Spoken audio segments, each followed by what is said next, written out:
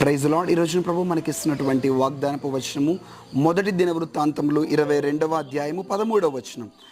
నీవు వృద్ధి పొందుదువు, ధైర్యము తెచ్చుకొని బలముగా ఉండుము. హల్లెలూయా.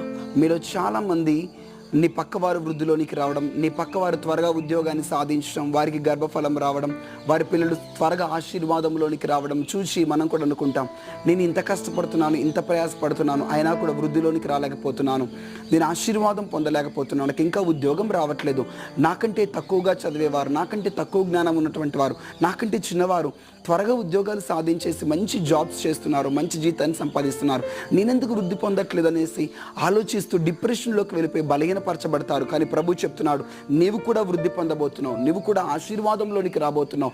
ధైర్యము తెచ్చుకుని నా మీద విశ్వాసం ఉంచి, నా మీద నమ్మకం ఉంచి బలంగా ఉండమని ప్రభు చెప్తున్నాడు. బలహీనమైన తలంపులు రానివ్వకండి, జీవితాన్ని ముగించాలన్న తలంపులు రావకండి, నీవు కూడా వృద్ధి పొందుతావు. ఆమెన్.